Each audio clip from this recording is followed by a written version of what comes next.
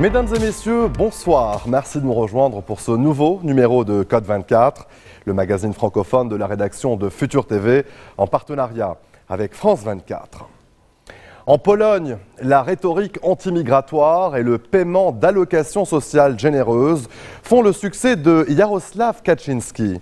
Son gouvernement est populaire comme jamais, malgré des manifestations régulières de l'opposition. Alors qu'il n'est ni président, ni Premier ministre, mais juste leader de son parti Droit et Justice, chez lui, comme à l'étranger, tout le monde sait qu'il est le vrai chef de la Pologne et qu'il tire les ficelles de la vie politique polonaise. Dès le début de l'année 2016, son gouvernement et ses dérapages autoritaires ont fait l'objet d'une enquête menée par l'Union européenne. Mais Bruxelles peut-elle réellement agir ? Aucune menace de sanction n'a pour l'instant été proférée. Et si les Polonais sont profondément pro-européens, surtout grâce à l'aide financière de 82 millions d'euros apportée au pays sur une période de 5 ans, le gouvernement, lui, est défiant. Il ne cache pas son mépris pour l'UE et surtout le président de son conseil, le Polonais Donald Tusk, opposant politique de Kaczyński. Le reportage de Gulliver Krag et Ksenia Bolchakova. À l'instar de toute la Pologne, la ville de Biała Podlacka, à l'est du pays, connaît un véritable baby-boom.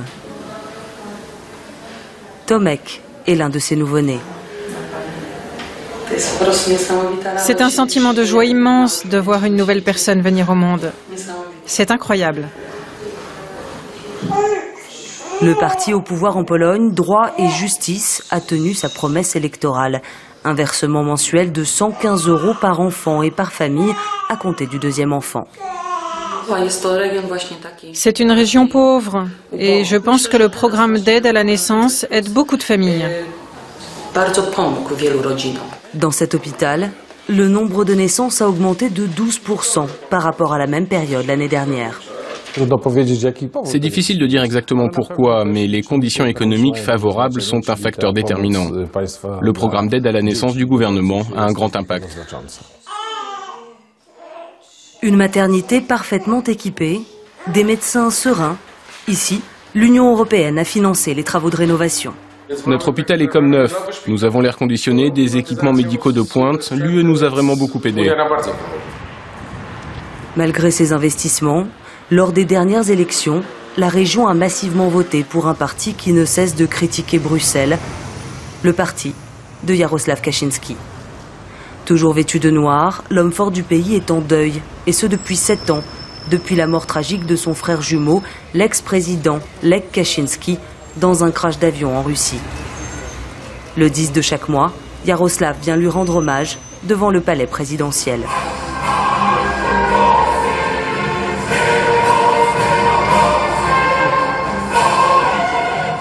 Mais pour ces manifestants, l'homme instrumentalise cette tragédie nationale à des fins politiques.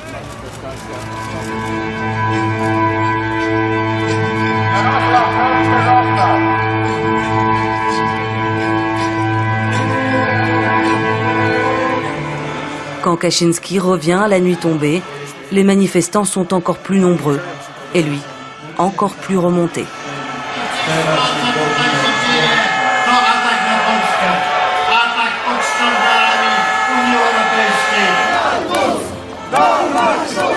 La foule lui reproche d'avoir tenté de bloquer la réélection de Donald Tusk à la présidence du Conseil européen.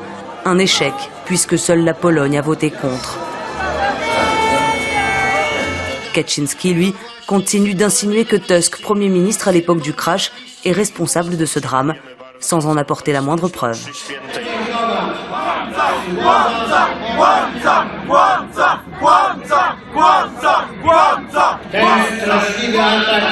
Atak nienawiści wynika właśnie z tego, że prawda jest coraz bliżej. Et cela fait 7 ans qu'il répète la même chose.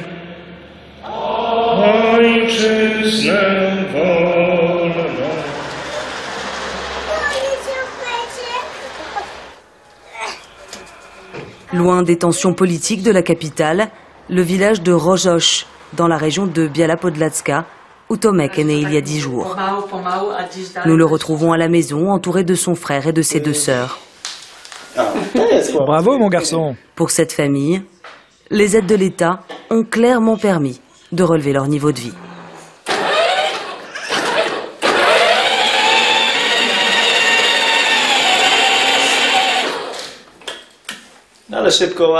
Il apprend vite.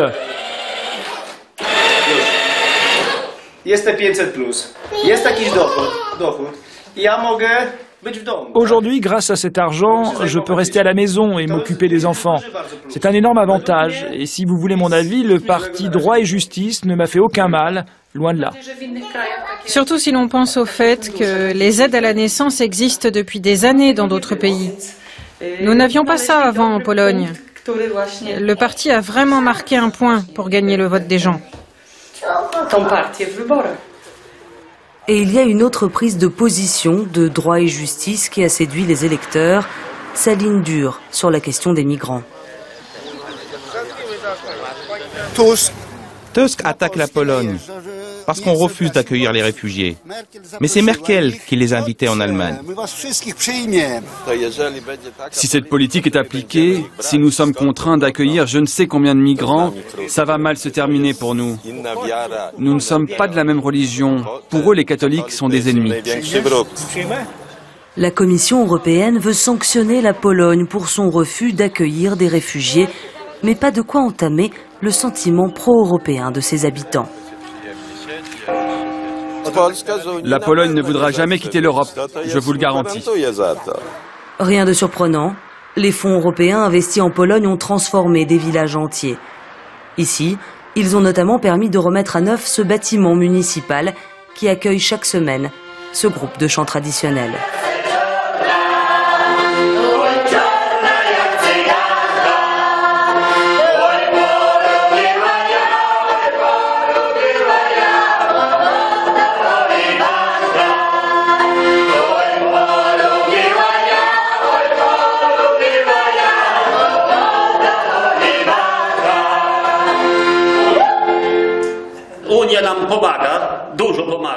L'UE nous aide beaucoup, mais maintenant ils nous font constamment des reproches.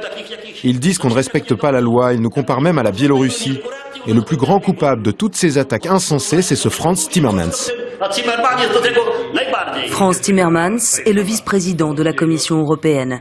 S'il est traîné dans la boue par les médias pro-Kaczynski, pour les lecteurs du quotidien libéral Gazeta Wyborcza, c'est un héros. Nous donnons ce prix à un commissaire européen qui a réalisé d'énormes efforts pour que les principes de l'état de droit soient respectés en Pologne. Du fond de nos cœurs, merci Franz.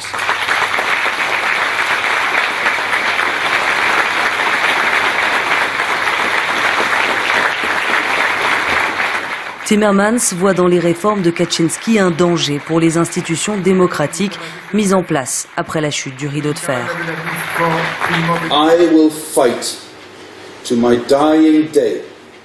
Je me battrai jusqu'à ma mort pour ne pas perdre ce que nous avons gagné en guérissant l'Europe. Un gala où se retrouve toute l'élite libérale du pays. Parmi les invités, Małgorzata Gersdorf, présidente de la Cour suprême, durement critiquée par le parti au pouvoir. Ils menacent l'indépendance des juges, ce qui est fondamental pour la séparation des pouvoirs. C'est la base de notre système politique, comme dans tous les pays démocratiques. Les tribunaux doivent être indépendants. Le lendemain, des avocats de toute la Pologne se réunissent à Katowice pour discuter de la réponse à apporter aux actions du gouvernement. Un congrès auquel participe la présidente de la Cour suprême. Myśmy na nią przysięgali, powtórzę raz jeszcze. A niektórzy przed Bogiem też, co przypominam. A nie przed partią polityczną. Un représentant du parti au pouvoir a tout de même été invité, le vice-ministre de la Justice.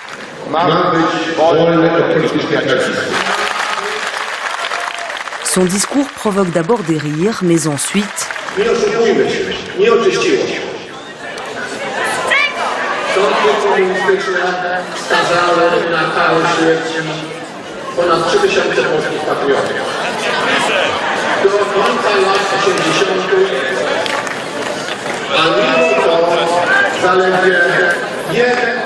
Plus des 3/4 des participants quittent la salle. Nous leur demandons pourquoi. Oh, probablement juste parce que nous manquons de bonnes manières. C'est ce que dira la télévision d'État.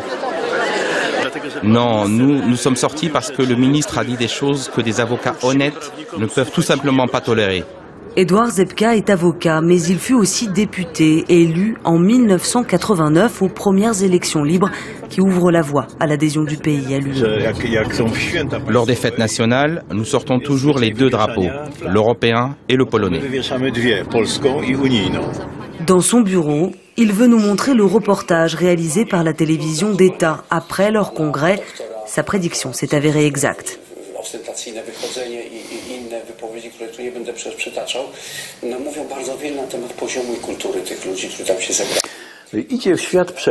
Donc, son message, c'est que les 1500 avocats qui ont assisté au congrès sont des hommes de Néandertal, des troglodytes, ou appelez-les comme vous voulez. Son constat est sans appel. C'est la chaîne d'un parti. Il n'y a aucune objectivité, aucun avis alternatif exprimé. C'est devenu de la pure propagande. Pour sa prise de contrôle des médias, sa réforme judiciaire, son refus d'accueillir des réfugiés, Varsovie pourrait être sanctionnée par Bruxelles. Une autre sanction pourrait également tomber sur un dossier plus complexe, plus urgent, d'après ces activistes, car les dégâts ici sont irréversibles. La loi de l'UE dit que vous ne pouvez pas abattre les arbres à cet endroit où nous nous trouvons. C'est une zone protégée. La forêt de Białowieża est classée au patrimoine mondial de l'UNESCO. Pourtant, le ministère de l'Environnement polonais a donné son aval à un programme d'exploitation forestière massif. Officiellement, il s'agirait de stopper la propagation de coléoptères, mangeurs d'écorce. Même les scientifiques polonais les plus influents, ainsi que l'UNESCO et la Commission européenne, ne pensent pas que ce coléoptère soit une menace. La Commission européenne a engagé une procédure d'infraction contre la Pologne pour stopper la coupe de ces arbres. Mais pas de quoi effrayer le gouvernement polonais. Le vice-ministre de l'Environnement est même venu en personne expliquer sa stratégie à des étudiants en foresterie.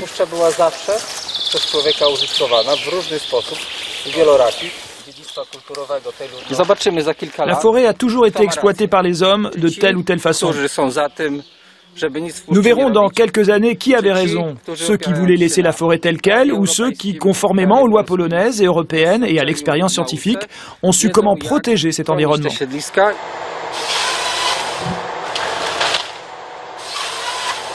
En attendant, l'abattage continue. Pour certains, c'est une affaire de gros sous. À l'opposé, d'autres affirment que les bénéfices seraient trop faibles et qu'il s'agirait pour le gouvernement polonais de prouver, jusqu'au bout, qu'il ne se laissera pas intimider par Bruxelles.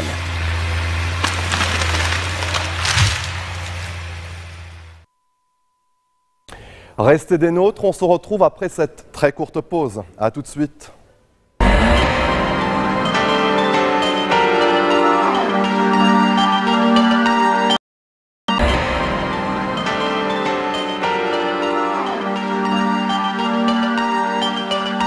Retour sur le plateau de Code 24, le premier semestre de 2017 a été le plus meurtrier enregistré depuis 20 ans au Mexique, avec plus de 12 000 homicides recensés.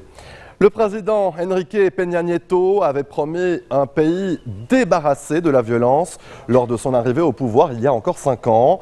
Mais la situation a continué d'empirer. Un cartel de la drogue plus divisé que jamais et qui s'affrontent entre eux pour le contrôle des routes du trafic. Augmentation de la demande de drogue dure aux États-Unis. Le chef de l'État est aujourd'hui largement critiqué pour sa stratégie qui a consisté à détenir ou abattre les chefs de cartel sans s'attaquer à la base sociale du crime organisé. Les habitants sont au milieu des tirs croisés entre les criminels et les forces de l'ordre. Et face à l'impunité et à l'inaction des autorités, ce sont souvent eux qui prennent le rôle des policiers, voire des médecins légistes. Notre reportage commence à Veracruz, capitale de l'un des États qui enregistre les plus forts taux de meurtres et de disparitions.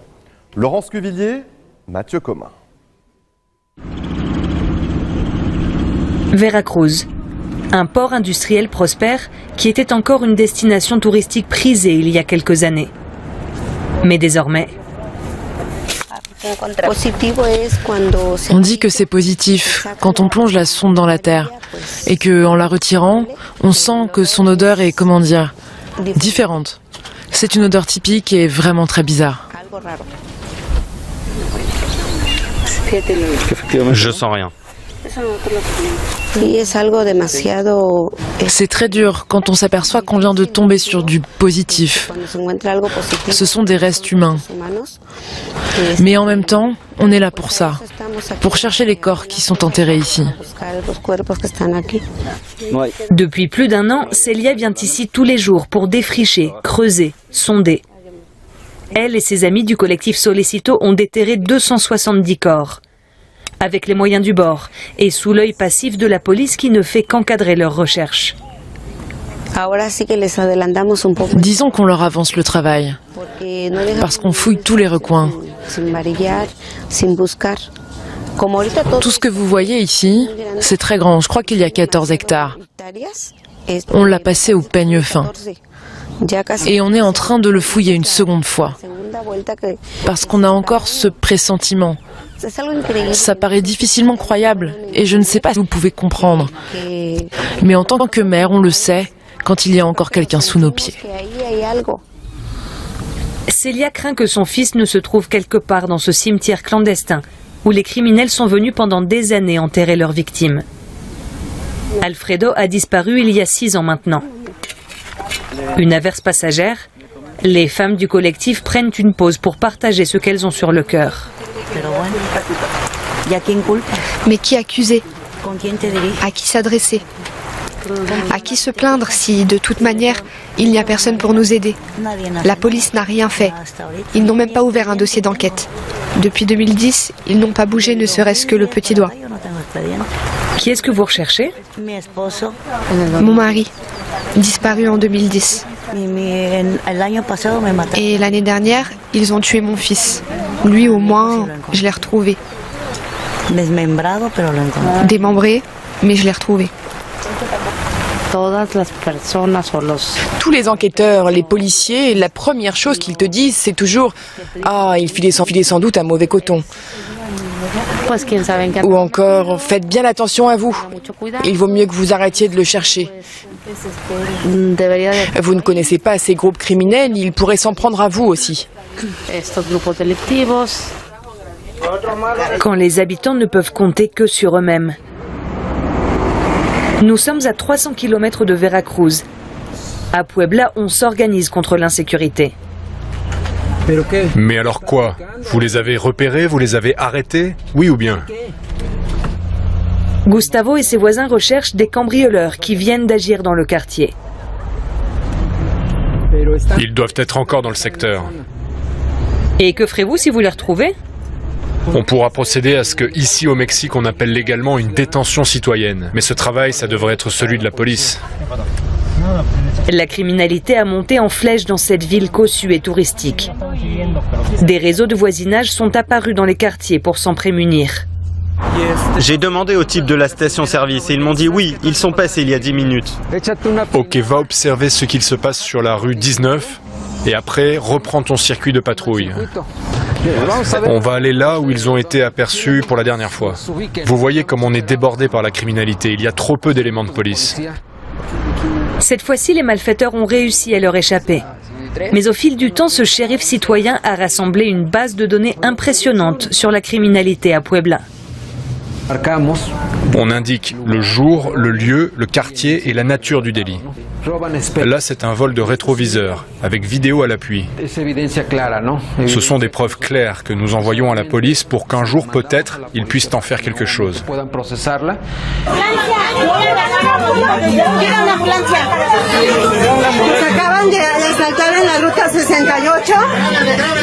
Mais même avec cet appui citoyen, l'impunité reste très élevée à Puebla.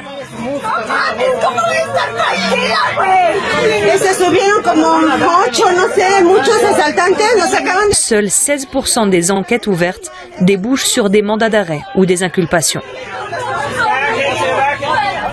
Pour Célia, la journée de fouille est finie. Ça, c'était mon restaurant. Mais je l'ai fermé pour pouvoir chercher mon fils. Une fois de plus, elle revient sans nouvelles d'Alfredo. Il a disparu sans laisser de traces en 2011, alors qu'il conduisait sur une route réputée dangereuse, car contrôlée par un cartel de la drogue. Il a laissé derrière lui une femme, 3 enfants, sa quincaillerie et les études qu'il avait reprises peu avant.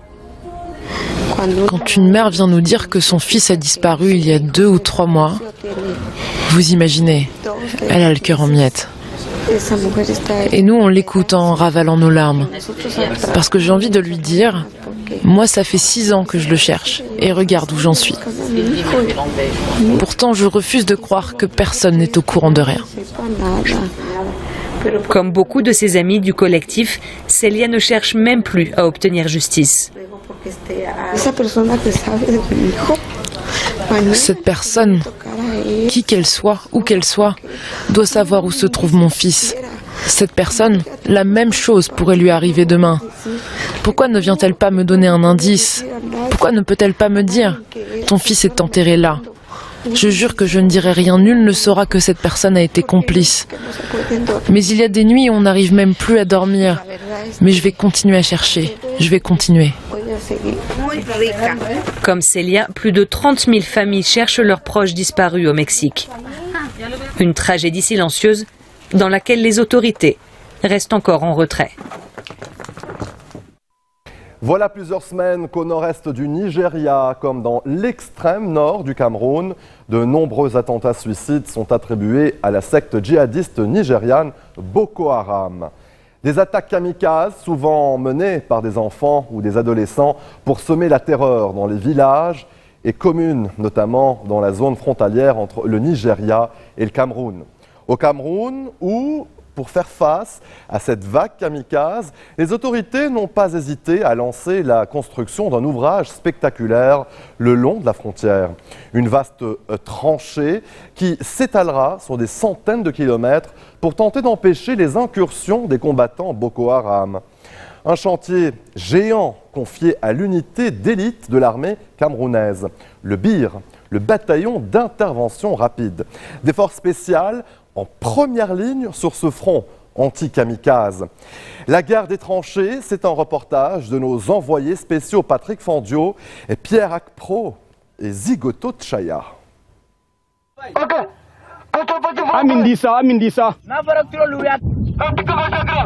Des ordres hurlés à travers un mégaphone. Levez les mains. Retournez-vous. Videz vos sacs. Un contrôle à bonne distance, 50 mètres minimum, pour pouvoir survivre à l'éventuel déclenchement d'une ceinture explosive par un de ses habitants venus du Nigeria voisin.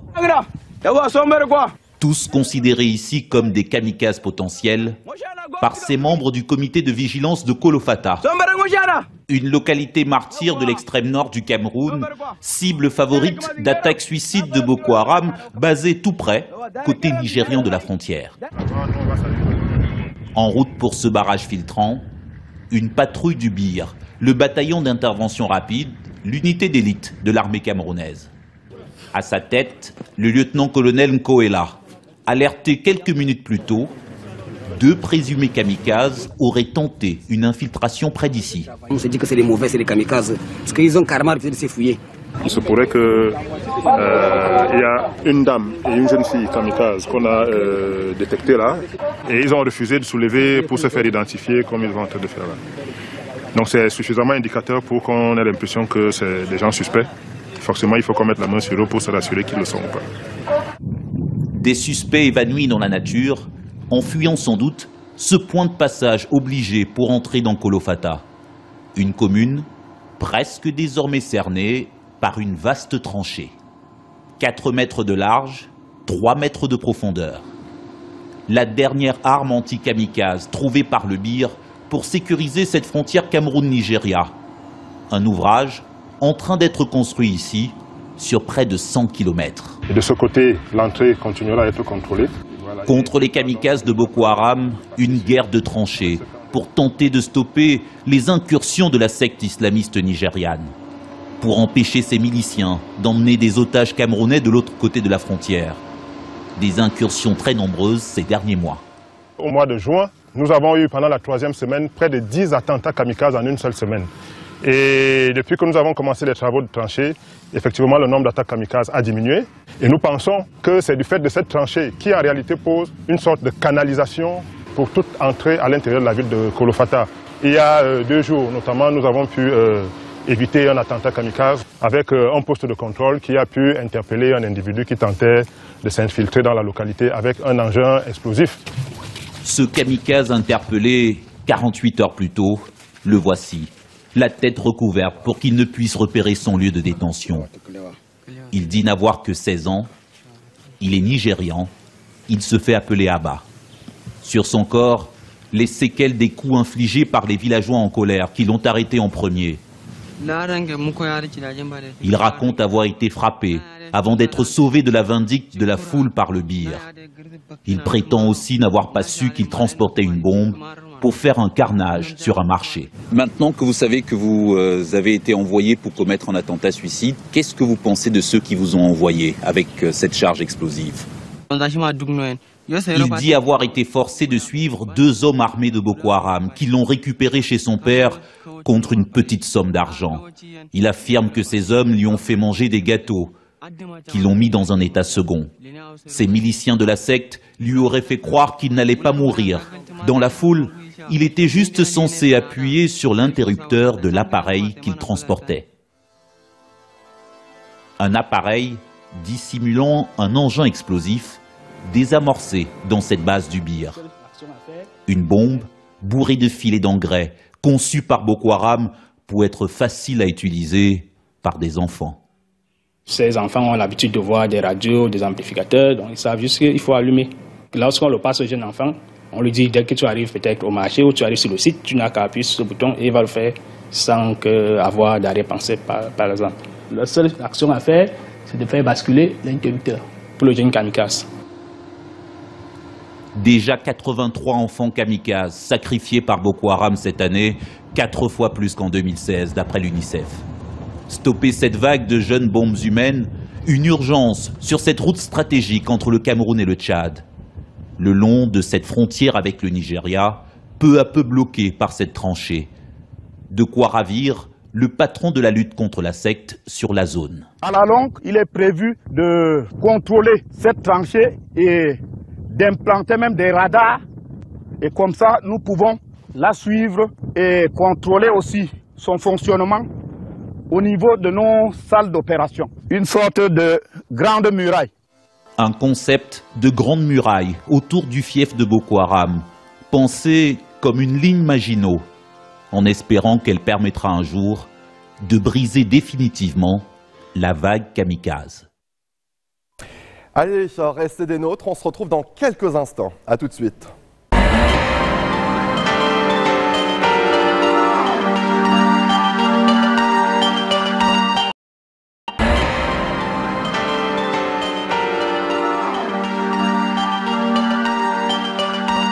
Retour sur le plateau de Code 24. Dans le vaste champ de l'intelligence artificielle, c'est probablement la technologie qui progresse le plus rapidement.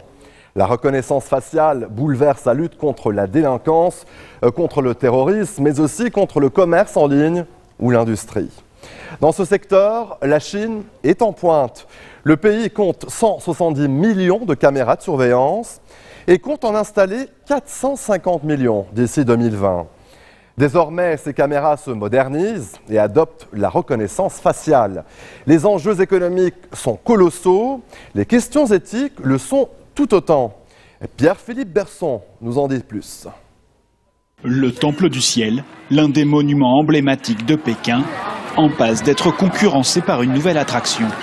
Elle se situe à quelques mètres du temple, dans les toilettes publiques. Pour obtenir du papier toilette, passage obligé devant ce distributeur à reconnaissance faciale. La règle est simple, pas plus de 3 feuilles par personne. La caméra reconnaît ceux qui tentent d'en obtenir davantage.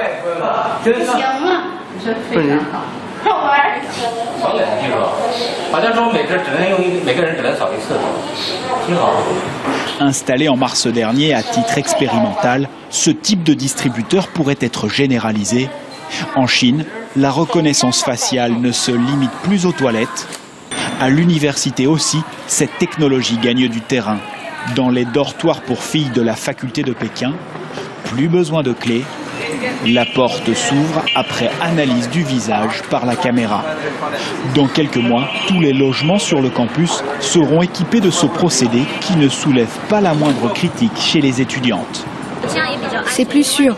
Les inconnus ne peuvent pas rentrer. Ce n'est pas un cauchemar de science-fiction. C'est tout simplement un progrès. La technologie améliore nos vies. La reconnaissance faciale envahit désormais la vie des Chinois. Le secteur est en pleine expansion, plus 15% par an. Et d'ici 2020, les ventes devraient dépasser les 6 milliards d'euros. L'entreprise baptisée Face++ est l'un des leaders sur le marché chinois. Valorisée à 1 milliard de dollars, cette start-up doit son succès à ses innovations en matière de lecture d'images. Sur ces écrans, on peut voir que tous les visages sont scannés en temps réel. Grâce à ces lignes que vous voyez en surimpression sur mon visage, la caméra peut me reconnaître, même de profil, et jusqu'à 30 degrés en rotation sur la gauche ou sur la droite, et 15 degrés de bas en haut. Chez Face++, tous les salariés ont donné leur empreinte faciale. Des caméras filment et enregistrent leurs moindres mouvements. L'entreprise se spécialise sur la sécurité, un secteur florissant. La Chine compte 170 millions de caméras de surveillance et devrait en installer 450 millions supplémentaires d'ici 2020. On peut désormais convertir une vidéo comme celle-ci en source d'information pour la police. Ici, par exemple, on peut connaître en temps réel l'emplacement précis de cet homme qui est un criminel en fuite. D'autres pays disposent de technologies similaires, notamment les États-Unis. Mais la Chine est le premier pays à vraiment la mettre en œuvre. Dans un pays autoritaire comme la Chine, personne ne critique publiquement cette surveillance à outrance. Pas une voix ne s'élève pour la protection des données personnelles. Seul un artiste s'interroge sur cette omniprésence de la vidéo. Xu Bing est plasticien et cinéaste. Il a réalisé le film Dragonfly Eyes, ou les yeux de la libellule, uniquement à partir d'images de caméras surveillance. Il n'y a pas d'acteurs, seulement des anonymes filmés à leur insu. La ressemblance physique entre certaines personnes permet à Xu Bing d'identifier des personnages et de construire un scénario. L'artiste a récupéré ces images de caméras de surveillance disponibles sur Internet. En Chine, des centaines de sites diffusent ce type de vidéos. Il a compilé plus de 7000 heures de bande. Sur ce projet, on a travaillé plus d'1 an, presque 2 années complètes à vrai dire. On n'a pas arrêté de télécharger et de visionner des vidéos. On avait une vingtaine d'ordinateurs dans l'atelier qui fonctionnaient 24 heures sur 24. Tout ce travail a nécessité la collaboration de 5 ou 6 personnes selon les jours, mais toujours à plein temps. Il en ressort un film sombre et inquiétant qui pose la question de la surveillance généralisée. Après avoir regardé toutes ces images, mes assistants faisaient plus attention quand ils sortaient dans la rue. Ce film, par moments, il fait peur. Au cours de son élaboration, j'ai senti comme une angoisse qui montait en moi. Ce film est le portrait d'une Chine actuelle, mais le réalisateur l'assure, cela pourrait bientôt être une réalité universelle. Pendant des mois, la ville italienne de Ventimiglia a été le point de passage pour de nombreux migrants venus d'Afrique, mais la porte semble s'être refermée. Les autorités italiennes et françaises quadrillent les montagnes autour de la ville, notamment côté français, dans la vallée de la Roya. Ceux qui parviennent à passer sont inexorablement raccompagnés en Italie. Nos correspondants Karim Yayaoui et Aurore Dupuis sont allés à la rencontre de ces réfugiés condamnés à tenter leur chance encore et encore. Ventimiglia, une destination populaire pour les vacances. Le soleil, la mer, le farniente. Les touristes français apprécient cette ville, bien meilleur marché que la Côte d'Azur. Ventimiglia, ses vacanciers, mais aussi ses migrants qui trompent l'ennui en attendant de tenter leur chance en passant la frontière toute proche. La ville italienne est devenu le goulot d'étranglement où viennent échouer les espoirs de nombreux migrants. Ils sont éthiopiens, érythréens, mais surtout soudanais. Beaucoup d'entre eux vivent sous le pont où passe le train qui file vers la France. Parmi eux, Ismaël, un érythréen qui a voulu passer la frontière dans la nuit et qui revient blessé après une course-poursuite avec la police. Il m'a fallu 7 heures pour passer la frontière. J'ai franchi la montagne pour tenter de redescendre de l'autre côté. J'ai fait ce que j'ai pu pour échapper à la police. C'était vraiment très éprouvant et je me suis blessé la jambe. Ce matin, la police m'a attrapé et m'a renvoyé en Italie. De l'autre côté des montagnes, il y a Breil-sur-Roya et Cédric Héroux. Le paysan, très médiatisé, a accueilli pendant des mois de nombreux réfugiés. Les chemins et les voies ferrées qui emmènent vers la France débouchent aux abords de sa ferme. En bas, c'est la route qui fait Vintimille-Breil-sur-Roya. Juste au-dessus, nous voyons le tunnel qui fait Vintimille-Breil. Et en face, on a des chemins de montagne là, qui arrivent de Vintimille et qui passent par là. Et derrière la crête, là, juste derrière la crête, donc c'est derrière les barres rocheuses, c'est l'Italie. Mais les tentes sont presque toutes vides. Il y a un an, ils étaient quelques 200 réfugiés. Oh, Joseph. Oui. Le dispositif policier s'est considérablement renforcé à la frontière et les décisions de justice en défaveur de Cédric Héroux et des militants de la Roya citoyenne ont changé la donne. Quand l'État se sert de la justice comme instrument de dissuasion, quand on sent que la justice n'est plus indépendante, c'est sûr que ça fait peur. Dans la ferme de Cédric Héroux, ce jour-là, ils sont une dizaine. Parmi eux, 2 Soudanais visiblement marqués et qui refusent de s'exprimer. Le matin même, certains de ceux qui avaient trouvé refuge dans le camp ont été interceptés en voulant déposer une demande d'asile. Joseph, lui, a fui la Sierra Leone et les persécutions religieuses. Je ne veux pas vivre une vie misérable dans la rue et j'ai décidé de rester dans ce village. Je veux devenir jardinier. En France, je peux rester et vivre comme un musulman. Personne ne m'en empêchera. Ce n'est pas le cas en Afrique. Ils m'en empêcheront et si je ne mène pas la vie qu'ils imposent, ils me tueront. Si Breil-sur-Roya est connue pour l'action de Cédric Héroux, la commune de Sospel est en première ligne. Parfois, des réfugiés arrivent au milieu du lit de la Roya qui traverse la commune. Une commune désormais très surveillée, l'hôtel des étrangers est transformé en caserne de gendarmerie. Olivier refuse qu'on s'approche de trop près de sa ferme à Sospel, mais il a accepté de nous emmener pour une maraude de l'autre côté de la frontière à Vintimille. On cuisine tous les jours et tous les jours on passe devant ces messieurs. Régulièrement, il passe côté italien pour venir servir des repas aux migrants sur un parking aux abords du pont de Vintimille. Des repas concoctés grâce à la solidarité des gens de la Roya et à quelques fruits issus de la ferme d'Olivier. La petite équipe qui assure la maraude ce jour-là est composée de jeunes qui viennent de toute l'Europe.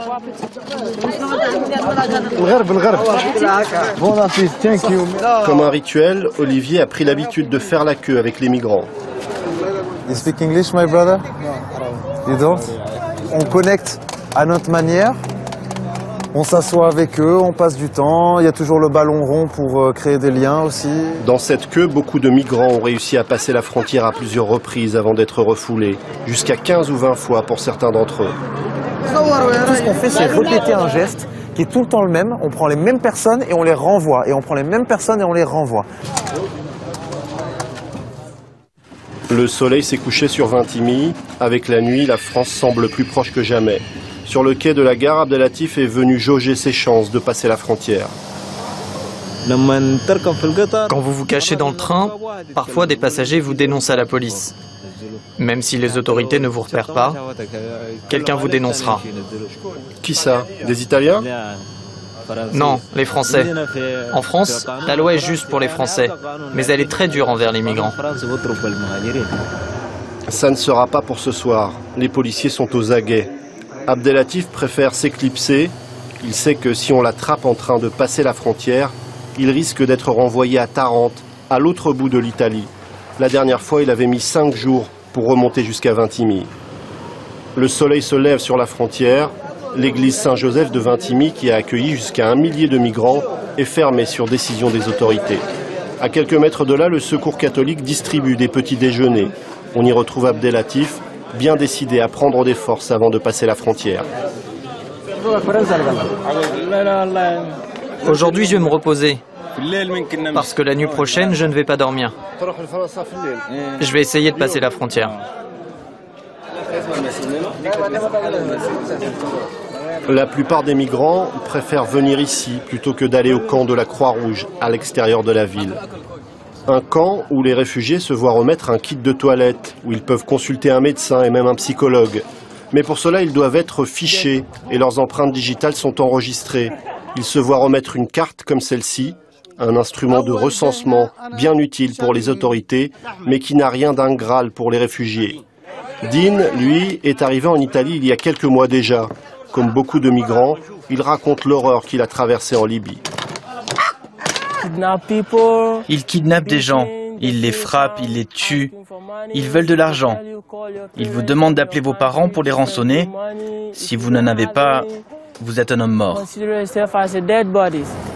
En Italie, pour Dean, l'espoir d'une vie meilleure s'est évaporé. Il a décidé de retourner au Ghana. Mais les migrants de Vintimille, originaires de pays bien plus instables et bien plus dangereux, vont continuer inlassablement à tenter leur chance dans les montagnes qui enserrent la ville, souvent au péril de leur vie. Restez des nôtres, on se retrouve dans quelques instants. À tout de suite.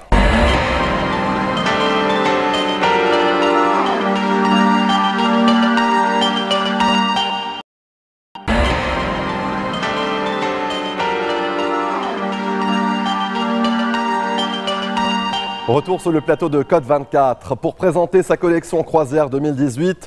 Maria Graziachouri, la nouvelle directrice artistique de Dior, a convié ses invités en plein cœur du désert californien pour un défilé unique. Code 24 a visité le studio où ces modèles, inspirés du travail de Christian Dior en 1951 et truffés de références aux rites chamaniques, ont été conçus. Chez Chanel, Karl Lagerfeld a choisi pour sa part de rester à Paris, mais nous emmène dans un voyage dans le temps jusqu'à l'Antiquité. Depuis presque un siècle, les collections croisières donnent aux grandes maisons de luxe l'occasion de créer un nouveau souffle entre deux Fashion Week.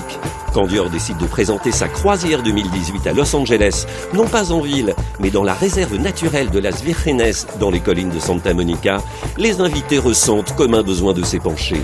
Le désert peut rendre fou ou sage. Je suis au service de Dieu et je crois en Dieu, autant que faire se peut. Je n'ai pas encore pensé à mon animal spirituel. Si la croisière conçue par Maria Graziachouri regorge de références aux rites chamaniques, elle s'inspire en premier lieu de la collection dessinée par Christian Dior en 1951, influencée par la découverte des peintures rupestres des grottes de Lascaux.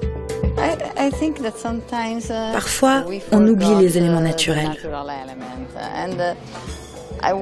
Je veux essayer de travailler dans cette direction. Parce que dans la mode, on doit donner son point de vue. Mais dans le même temps, les gens qui vont choisir les pièces vont les mélanger avec leur propre point de vue. Cela arrive tout le temps. C'est cela qui est vraiment important, que vous trouviez un élément dans la collection qui soit proche de vous et qui vous permette de vous exprimer vous. Pour permettre aux clientes de s'exprimer, Maria Grazia bénéficie d'un atout extraordinaire, le savoir-faire des ateliers. Chez Dior, comme dans toutes les maisons de couture, il y en a deux.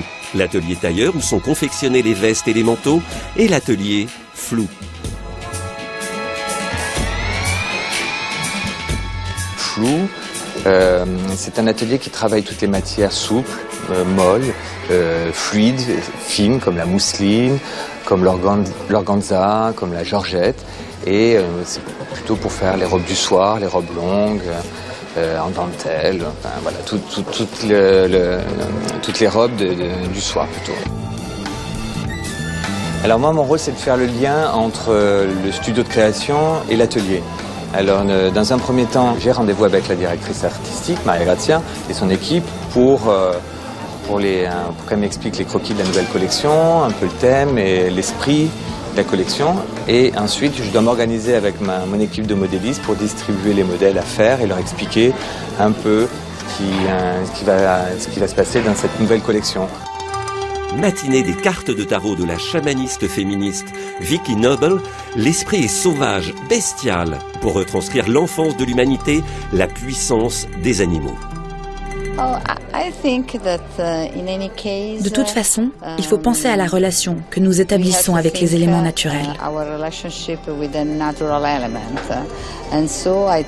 J'ai essayé de transcrire cette première inspiration avec d'autres choses.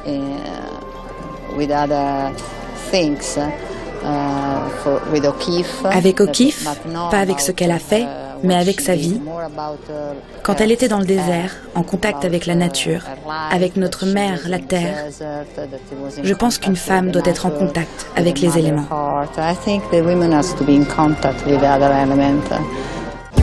Georgia O'Keeffe, la peintre américaine moderniste et avant-gardiste, retranscrivait dès le début des années 60 la beauté du désert dans une œuvre quasi abstraite. Et c'est inspiré par le vrai chapeau qu'elle portait elle-même, et aussi l'inspiration de Maria Grazia, bien sûr. Ça, c'est le chapeau un peu carré qu'elle portait pendant les années 50 en particulier. Et chaque invité en fin de défilé de chercher et de rendre hommage à son animal spirituel, totémique. Le hibou, j'adore les hiboux. Moi j'écris en fait, alors j'écris beaucoup et ça me met dans un état, je dirais, méditatif. L'autre grande maison de luxe française a préféré jouer à domicile pour présenter sa croisière 2018. Chanel a choisi Paris et la galerie courbe du Grand Palais décorée pour l'occasion de colonnes cannelées. Karl Lagerfeld a toujours été fasciné par l'Antiquité. Le premier livre qu'il a lu n'était autre que l'Iliade et l'Odyssée du poète grec Homère.